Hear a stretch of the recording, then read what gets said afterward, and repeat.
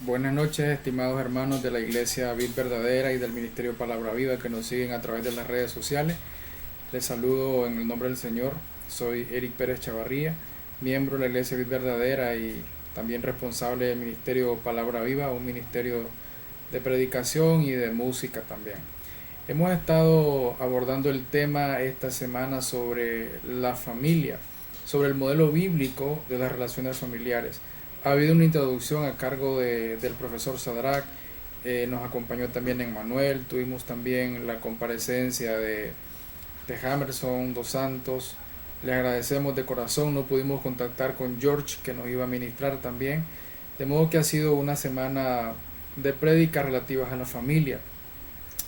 Me corresponde esta noche poder hacer un resumen. A ver, voy a intentar resumir todo lo que se ha venido abordando a lo largo de esta semana. Hemos tenido días intercalados para poder, digamos, trabajar un poco el material y luego compartirlo con ustedes.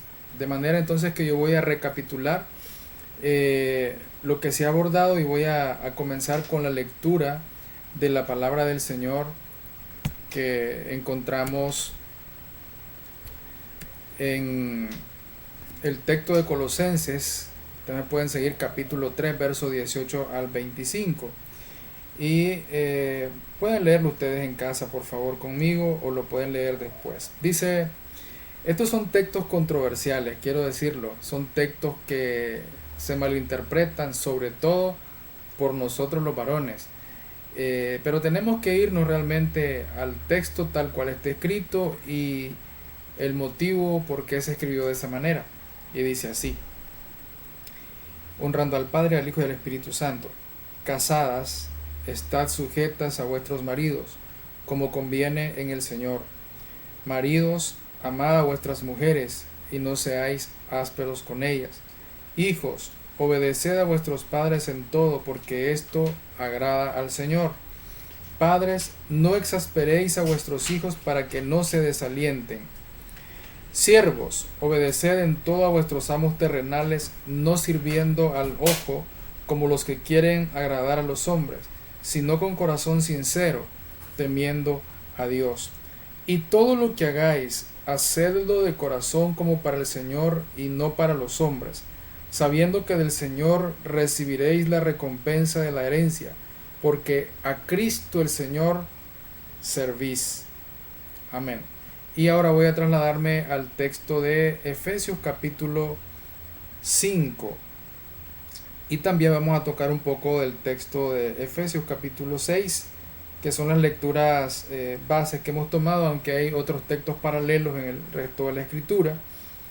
Y entonces, Efesios capítulo 5, verso 21 al 33, dice así: someteos unos a otros en el temor de Dios. Las casadas estén sujetas a sus propios maridos como al Señor, porque el marido es cabeza de la mujer, así como Cristo es cabeza de la iglesia, la cual es su cuerpo y Él es su Salvador. Así que, como la iglesia está sujeta a Cristo, así también las casadas lo estén a sus maridos en todo. Maridos, amad a vuestras mujeres, así como Cristo amó a la iglesia y se entregó a sí mismo por ella, para santificarla, habiéndola purificado en el lavamiento por la palabra, a fin de presentársela a sí mismo una iglesia gloriosa, que no tuviese mancha, ni arruga, ni cosa semejante, sino que fuese santa y sin mancha. Así también los maridos deben amar a sus mujeres como a sus mismos cuerpos. El que ama a su mujer, a sí mismo se ama, porque nadie aborreció jamás a su propia carne, sino que la sustenta y la cuida, como también Cristo a la iglesia, porque somos miembros de su cuerpo y de su carne y de sus huesos. Por esto dejará el hombre a su padre y a su madre, y se unirá a su mujer, y los dos serán una sola carne. Grande es este misterio, mas yo digo esto respecto de Cristo y de la iglesia. Por lo demás, cada uno de vosotros ame también a su mujer como a sí mismo, y la mujer respete a su marido. Vamos al capítulo 6. Ahora vienen lecciones para los hijos. Dice la Biblia: Hijos, obedeced en el Señor a vuestros padres, porque esto es justo. Honra a tu padre y a tu madre, que es el primer mandamiento con promesa, para que te vaya bien y seas de larga vida sobre esta tierra. Y vosotros, padres, no provoquéis a ir a vuestros hijos, sino criadlos en disciplina y amonestación en el Señor.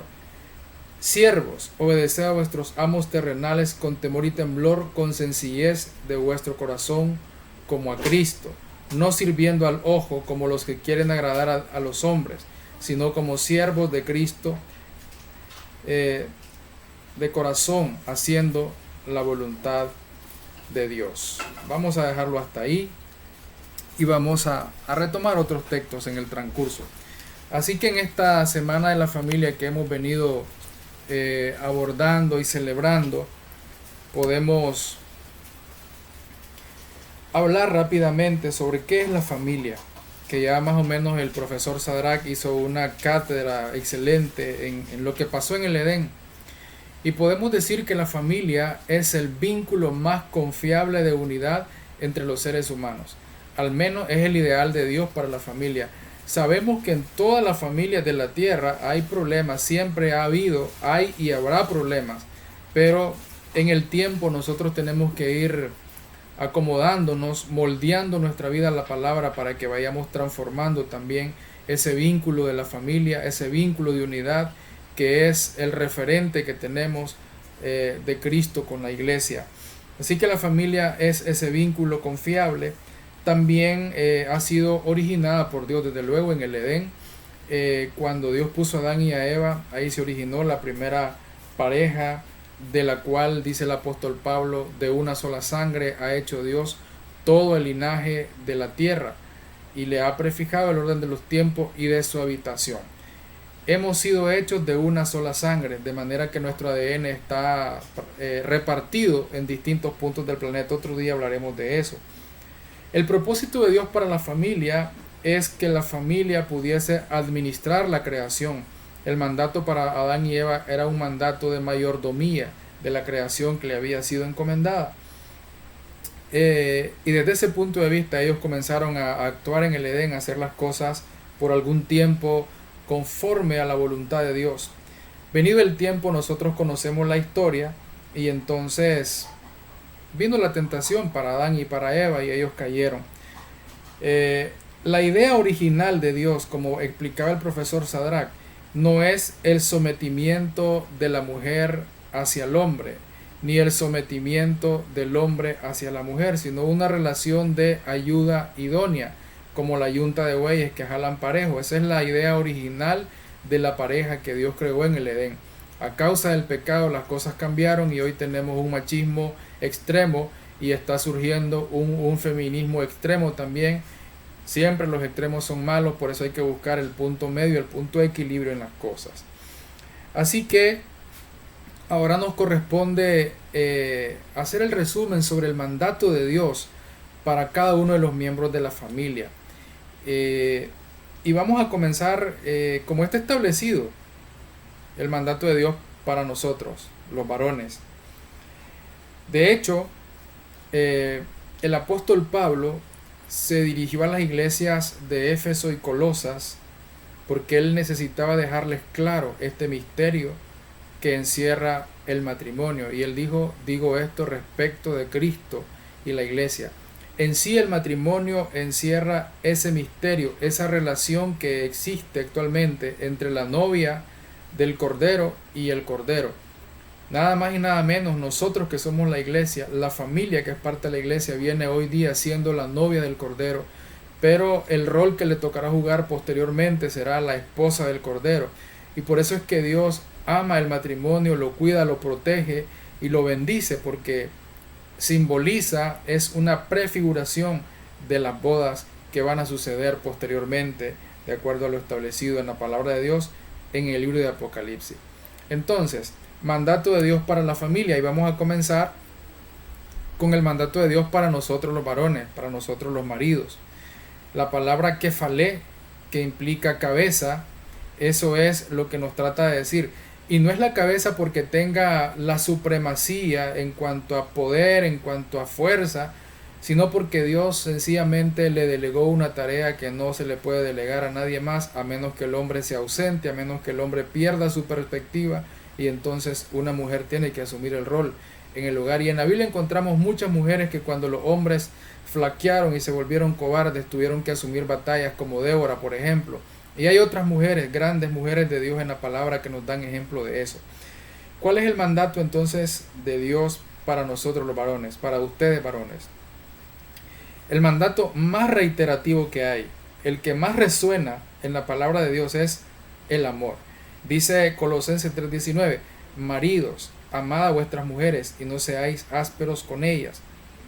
Luego dice otra vez, Efesios 5:25, maridos, amad a vuestras mujeres, así como Cristo amó a la iglesia y se entregó a sí mismo por ella. Y por tercera vez repite la palabra, así también los maridos deben amar a sus mujeres como a sus mismos cuerpos.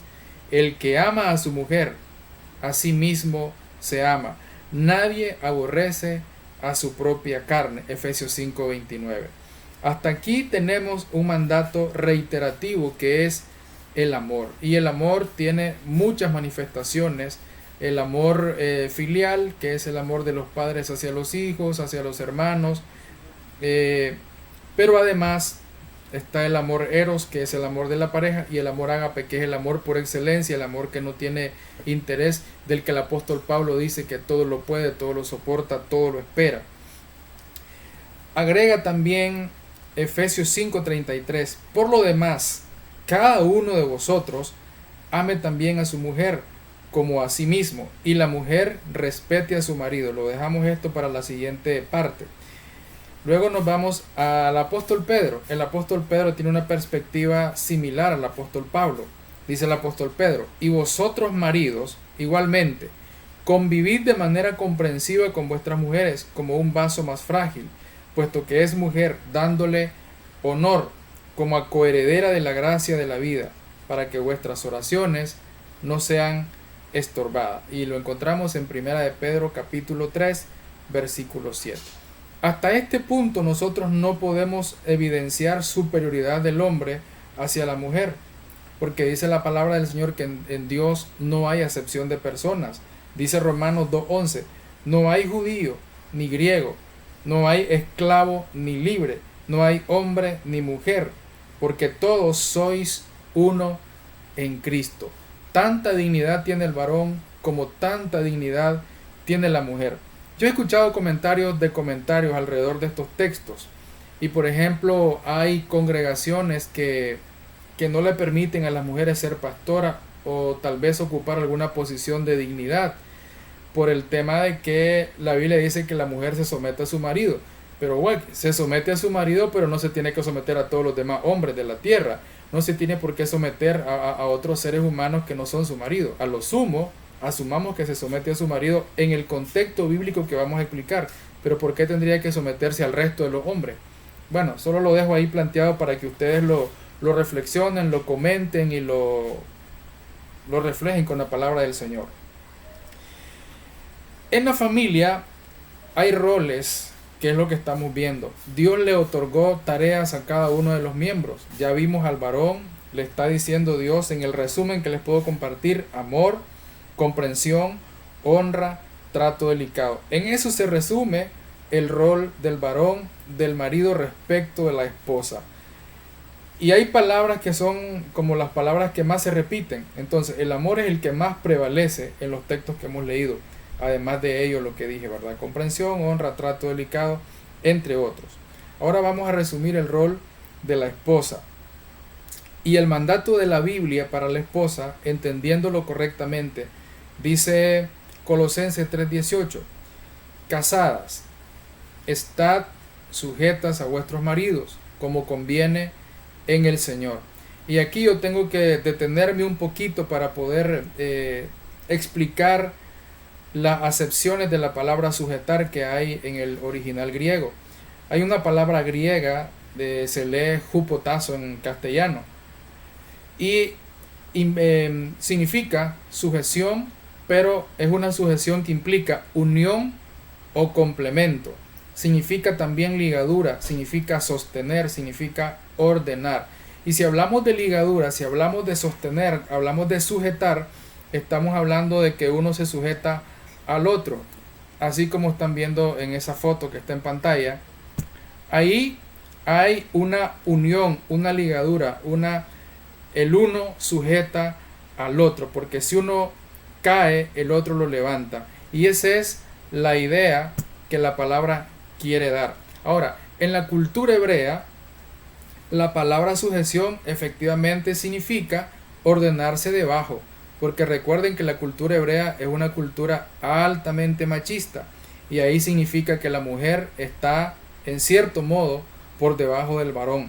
Ahora, en las culturas orientales también podemos ver eso, aún en la religión musulmana, la mujer no vale prácticamente nada, vale más una rata y una vaca que una mujer en esas culturas de esa religión. Pero bueno, Dios ha dignificado a la mujer, y si bien es cierto que la palabra dice sujetaos, significa, recuerden que empezamos leyendo, sujetaos los unos a los otros, y luego dice casadas, estad sujetas a vuestro marido, estad unidas a ellos, estad ligadas a ellos, sostente en él, sostente en ella. Dice luego, asimismo vosotras mujeres, otra vez repite la palabra sujeción, estad sujetas a vuestros maridos, de modo que si algunos de ellos son desobedientes a la palabra, puedan ser ganados sin palabra alguna por la conducta de sus mujeres. El apóstol Pedro, otra vez, primera de Pedro 3:1. Quiere decir esto que hay mujeres que están casadas con hombres que todavía no se han convertido. Y aún estas mujeres casadas, dice la Biblia, que no están con maridos convertidos, deben sujetarse por causa de la palabra, porque ellas podrían, por su testimonio, ganar a sus maridos para Cristo. Claro, aquí entran otros temas de derechos humanos y todo lo que nosotros podemos entender en el contexto de la sociología, la psicología y otras áreas del conocimiento. Efesios 5:22 dice, las casadas estén sujetas a sus propios maridos como al Señor. Y ahí ya entendemos entonces, para el hombre la palabra que más se repite es amor, la palabra que más se repite para la mujer es sujeción, pero agrego otras cosas. Las mujeres, dice, están llamadas a ser prudentes, puras, hacendosas en el hogar, amables, sujetas a sus maridos, por quinta vez, para que la palabra de Dios no sea blasfemada. Y aquí está hablando Tito, un discípulo de Pablo, Tito 2:5. Quiere decir entonces que por más que nosotros le busquemos el acomodo y queramos torcer la palabra, encontramos que significa la sujeción, unión o complemento, ligadura o sostenimiento del uno al otro. Y Pablo comienza con la frase, sujetaos los unos a los otros. Y recuerde aquella frase de Proverbios, cordón de 3 dobleces no se rompe. Quiero que eso lo tenga presente. Seguimos entonces. Dice la palabra, asimismo las ancianas deben ser reverentes en su conducta, que enseñen lo bueno, que enseñen a las jóvenes a que amen también a sus maridos, a que amen a sus hijos, a ser sujetas a sus maridos, para que la palabra de Dios no sea blasfemada. Y la colita de Efesios 5:33 que dice, y la mujer respete a su marido.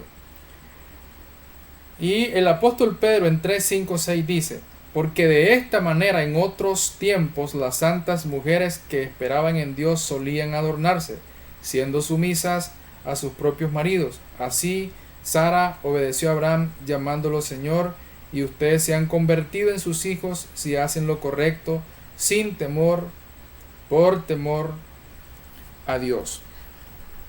De manera que podemos concluir en esta parte, en estos mandatos de Dios para la mujer, podemos resumirlo en pocas palabras, diciendo primero que la sujeción no significa dominio del hombre hacia la mujer, sino es poder contar el uno con el otro, y principalmente la mujer, que es, un ser altamente emocional y el hombre es altamente racional, de manera que esa combinación es la combinación perfecta. Desde luego que nosotros tenemos en todas las familias, en todos los hogares, tenemos desbalances, a veces los temperamentos, a veces los caracteres no son compatibles, pero la palabra de Dios tiene los mandatos, y si nosotros ponemos por obra los mandatos del Señor para todos los miembros de la familia, entonces la familia puede caminar de mejor manera. Ahora viene una parte interesante. Vamos a hablar del mandato de Dios para los hijos. Ahora vamos con ustedes, jóvenes.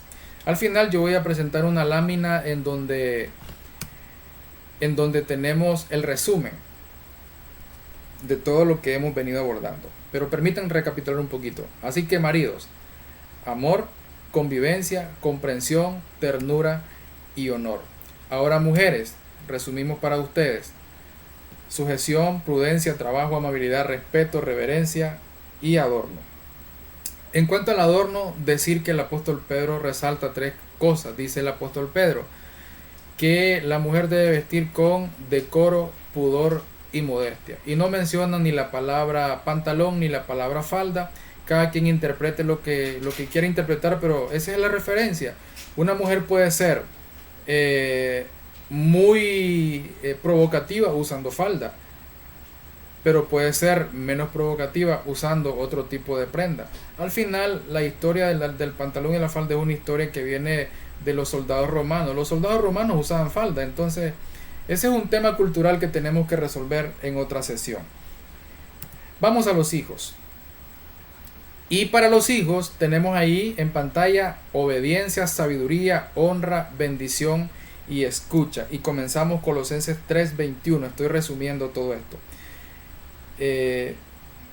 Dice, 3:20. Hijos, obedeced a vuestros padres en todo, porque esto agrada al Señor. Y luego Efesios 6:1 repite: hijos, obedeced en el Señor a vuestros padres, porque esto es justo. Y luego nos vamos a Efesios 6:2, dice: honra a tu padre y a tu madre, que es el primer mandamiento con promesa, para que te vaya bien y seas de larga vida sobre la tierra. Y algunos textos paralelos que nos dan otras luces también. Por ejemplo, Proverbios 10:1 dice para los hijos: el hijo sabio alegra al padre, pero el hombre necio desprecia a su madre. Proverbios 20:20 nos dice: al que maldice a su padre o a su madre, se le apagará su lámpara en medio de las tinieblas. El hijo debe bendecir a su padre, debe bendecir a su madre, sin importar los errores, los defectos que pueda cometer, porque al final es un mandamiento y el mandamiento tiene promesa del Señor. Proverbios 23:22 dice: escucha a tu padre que te engendró y no desprecies a tu madre cuando envejezca. ¿Cuántas noticias hemos visto en Nicaragua y otras partes del mundo? Hijos que matan a su madre, que matan a su padre con una hazaña increíble y que uno se sorprende. O nietos que matan a sus abuelas, a sus abuelos, por temas de droga, por temas de licor, porque tienen un corazón caído, un corazón no arrepentido. Así que hijos, obediencia. Un padre, se los digo como padre, un padre es feliz cuando un hijo le obedece. Pero cuando el hijo le desobedece, el padre tiene también ciertos problemas emocionales que resolver. Así que he puesto la palabra obediencia porque es lo primero que el hijo debe hacer respecto de sus padres, respecto de su mamá, respecto de su papá, respecto de sus abuelos si vive con ellos. El hijo también debe tener sabiduría. El hijo sabio le trae orgullo a su padre, le trae honra a su padre. El hijo debe bendecir y escuchar. Cuando un hijo escucha el consejo de uno se siente honrado, uno se siente de alguna manera realizado como padre. Bien, ahora nos toca a nosotros, nos toca el rol de padres. Ya vimos el rol de marido, ya vimos el rol de esposa, ya vimos el rol de hijos y ahora vamos a resumir el rol de padres que Dios nos ha permitido tener a los que somos papás. Y comenzamos entonces con una palabra que vale la pena rescatar. Dice Colosenses 3:21: padres, oigan bien, padres y madres, no exasperéis a vuestros hijos para que no se desalienten. ¿Qué es exasperar? Significa no desesperarlos, no sofocarlos, no acorralarlos de tal punto que se vuelvan ellos en contra de nosotros y se vuelvan, como decimos nosotros mismos, reconociendo nuestro mal papel de padres, mal criados, o sea, criados mal por nosotros. Si alguna vez le hemos dicho mal criado a alguien, pues estamos simplemente reconociendo que no hemos hecho bien nuestra labor. Pero ¿de quién es la culpa? La culpa es de nosotros, no de los hijos, porque los hijos reflejan nuestro carácter, nuestras palabras, nuestra indiferencia y todo lo que somos. ¿A quién le va a pedir cuentas Dios por la desobediencia de nuestros hijos cuando son menores de edad? Obviamente que a nosotros. Al hijo le pedirá cuenta cuando el hijo ya sea emancipado, cuando sea adulto y tenga el derecho y la posibilidad de tomar sus propias decisiones. Y agrega Efesios 6:4, y vosotros padres, no provoquéis a ira a vuestros hijos, sino criadlos en disciplina y amonestación en el Señor. Estamos claros de esto, ¿verdad? Dios quiere que nosotros no exasperemos a nuestros hijos, que no los provoquemos a ira, que no les digamos palabras groseras que los hieran, que los lastimen, porque si les decimos palabras duras, entonces estamos grabando en su conciencia el fracaso absoluto, porque todo lo que sale de nuestra boca tiene poder. Usted le dice una palabra grosera a su hijo y yo le garantizo que esa palabra va a estar toda la vida en la mente y en el corazón de este hijo y va a tener raíces de amargura contra su padre, contra su madre, por las palabras duras y groseras y ásperas que le dijo durante su niñez, durante su adolescencia. Dice también Tito 5:8, porque si alguno no provee para los suyos y mayormente para los de su casa, ha negado la fe y es peor que un incrédulo. Aquí la palabra nos está llamando, estimados hermanos, a ser proveedores. No importa si el hijo es de matrimonio o si es un hijo habido fuera del matrimonio o en unión de hecho estable o es un hijo adoptivo, la obligación es exactamente igual. Y cuando dice proveer para los de su casa, no solamente se refiere a los hijos, se refiere a todos los que vivimos en casa, nuestros padres, nuestros primos, todo aquel a quien nosotros tengamos obligación de alimentar. Tenemos que hacerlo en la medida de nuestras posibilidades. Y ahora vienen las razones por qué tenemos que hacer eso nosotros los padres.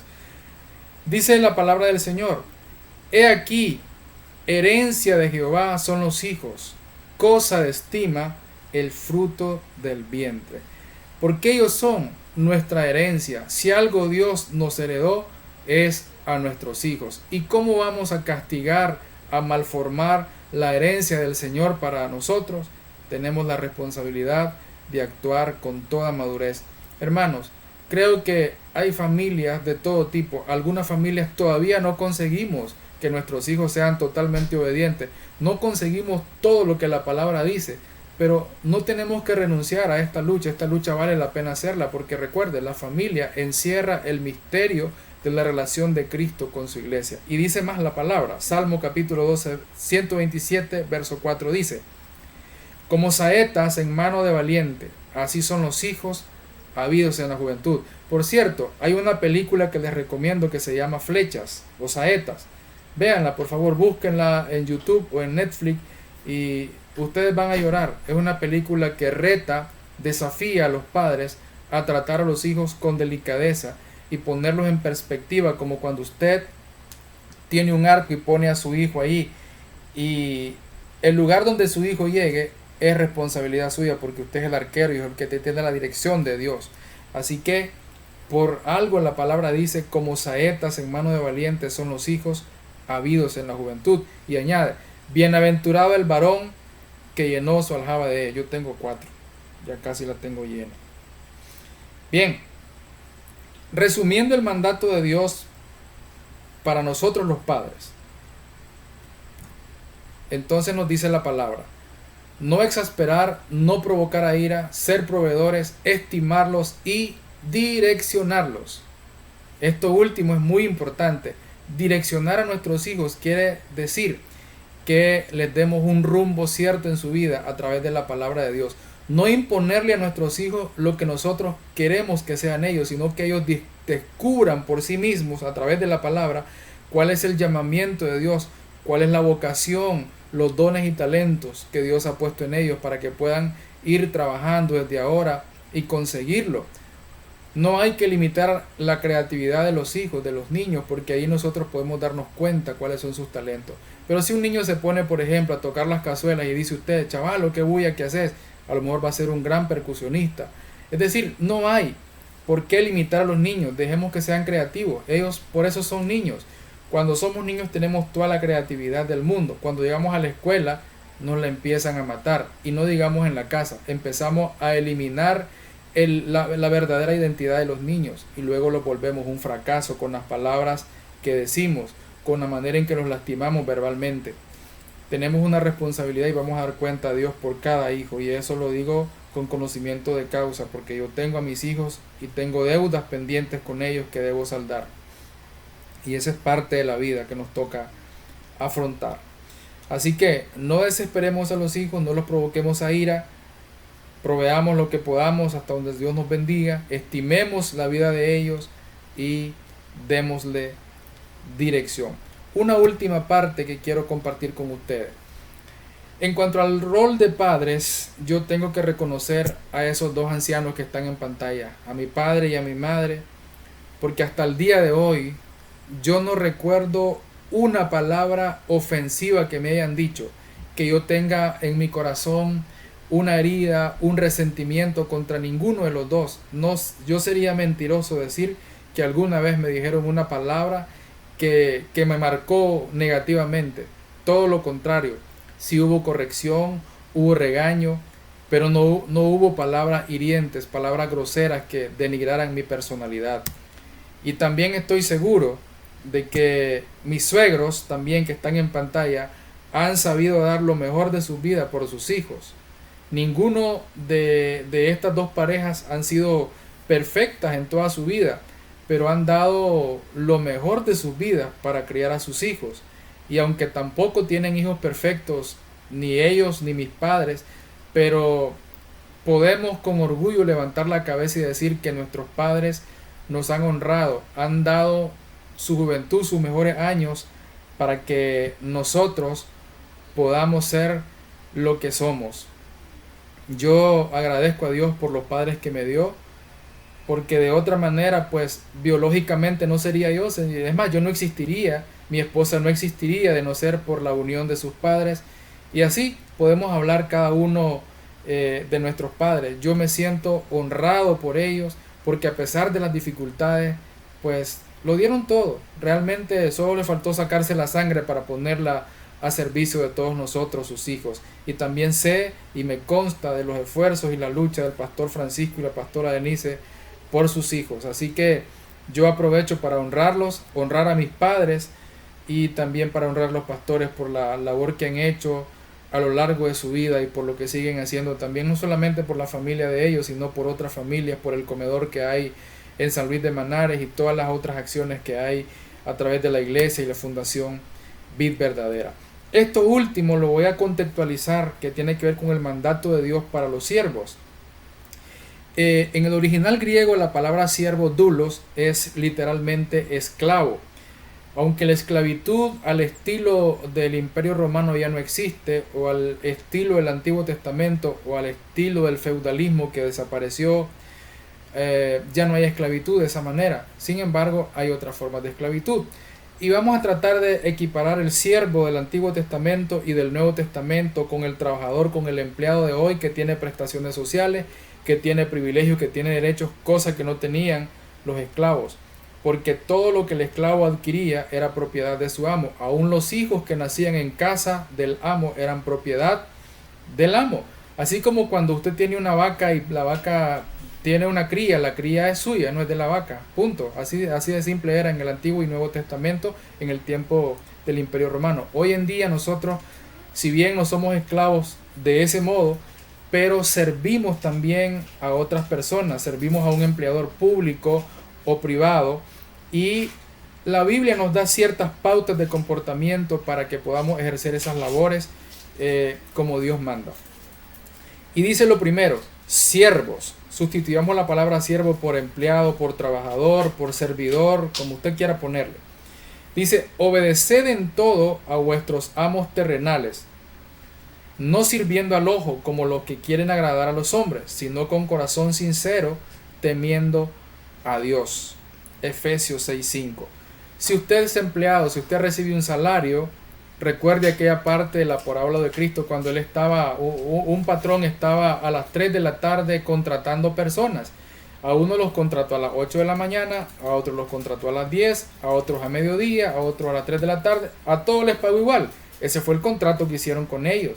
Pero quisieron reprenderle y dijeron, ¿pero por qué le estás pagando igual a los que llegaron a las 3? Bueno, simplemente porque yo soy el dueño de la plata, yo soy el patrón y ese fue el contrato que hicimos con ellos. Recuerde que hay un contrato, aunque sea verbal, y usted tiene que respetar las reglas del contrato. El contrato es ley entre las partes. Cumpla con su trabajo donde Dios lo ha puesto. Sea ejemplo para los demás. Hay evangélicos que dan vergüenza como trabajadores porque son tramposos, llegan tarde, no hacen bien su trabajo y entonces la gente dice, y es cristiano, qué vergüenza. Hermano, yo le quiero hacer un llamado. Si usted es empleado, si usted trabaja para alguien, sea el mejor empleado de ese lugar y yo le aseguro que Dios lo va a poner en eminencia. Hay una cita de proverbio que la voy a parafrasear porque no me la sé de memoria, no la recuerdo. ¿Has visto al diligente? Dice la palabra. Delante de los reyes estará. No estará nunca frente a los de baja condición. Usted quiere escalar en un trabajo, entonces usted cumpla con sus obligaciones de la mía extra, porque el empleador no selecciona a aquel trabajador de 8 a 5, el empleador selecciona y promueve a aquel que da mucho más de lo que ha convenido. Y por eso Jesús dice, el que te pide ir con él una milla, ve con él 2. Y te aseguro que Dios te va a honrar, que Dios te va a poner en alto. Y otro elemento que está aquí también subyacente en la palabra, en Hebreos 13:17 también habla para la congregación. Dice, obedeced a vuestros pastores y sujetaos a ellos, porque ellos velan por vuestras almas como quienes han de dar cuenta, para que no lo hagan para los que no lo hagan con alegría, no quejándose, porque esto no es agradable al Señor. Si bien nosotros los que predicamos la palabra de Dios sí requerimos cierto respeto, no somos intocables, no estamos digamos en una gran pared donde nadie pueda decir algo de nosotros. Hermano, en lo personal hablo por mí, no por otros pastores. Diga lo que usted quiera, usted hable como quiera, que no le va a caer fuego del cielo. Solamente si usted siembra respeto, de hecho que usted va a recibir respeto. Así que el mandato entonces para los que trabajan para otras personas y para los miembros de la congregación lo podemos resumir en obediencia, en servicio, en sinceridad, en temor, en sujeción. Básicamente son los principios para quienes trabajan para otros o para quienes son pastoreados. Así que tenemos ahí obediencia, sinceridad, temor y sujeción. Eso aplica para empleados públicos, empleados privados o para quien trabaja para otra persona, y eso aplica para quienes eran esclavos en el tiempo del apóstol Pablo cuando él escribió esa epístola. Y quiero mostrarles ahora un resumen en pantalla. Ustedes tienen ahí, le pueden tomar fotos si quieren y se lo guardan y lo discuten con su familia. Maridos, amor, comprensión, honra, trato delicado. No lo hemos logrado la mayoría de nosotros, pero ahí tenemos la regla y ese es el norte que debemos seguir. Esposas, sujeción, respeto, prudencia, amabilidad, trabajo, reverencia, adorno. Padres, no provocar a ir a los hijos, no exasperarlos, proveerles todo lo que necesitan, direccionarlos y estimarlos como la herencia de Dios para nosotros. Hijos, aquí tengo a mi hija María Belén de frente que se está riendo ahorita. Hijos, obediencia es la palabra que más se repite en la palabra. Sabiduría, honra, bendición, justicia y escucha. Ahí lo tienen en pantalla, le pueden tomar fotos si gustan. Así que ha sido la idea de poder resumir esta jornada de la Semana de la Familia, que por mandato del Código de Familia, valga la redundancia de la palabra, ha establecido para la segunda semana del mes de mayo de cada año. Nosotros hemos decidido tener una serie de reflexiones relativas a esto y quiero solamente recordarles esto último, que todo lo que hagamos en el contexto de las relaciones familiares debemos hacerlo como para el Señor y no para los hombres. ¿Por qué? Porque la excelencia de las relaciones familiares son un servicio a Cristo y no a los hombres. Construyamos una familia que glorifique a Dios. Así que agradezco por este tiempo que me han regalado de escuchar. Compartan esto con sus amigos, con sus seres queridos. Reflexionen, profundicen aún más en lo que hemos compartido. Recuerden que la palabra de Dios es tan profunda, tan ancha, tan insondable, los misterios del Señor, que podríamos hablar de estos temas y vamos a encontrar otras enseñanzas. Vamos a encontrar una riqueza incalculable si seguimos escudriñando aún sobre este mismo tema. Otros pastores predican, seguramente vamos a aprender otras cosas. Así que Dios les bendiga y estamos cerrando de esta manera, con este resumen, la semana de la familia. Y así que les dejo en pantalla esto para que lo recuerden y por favor construyamos una familia que sirva al Señor. Que el Señor les bendiga. Bendiciones.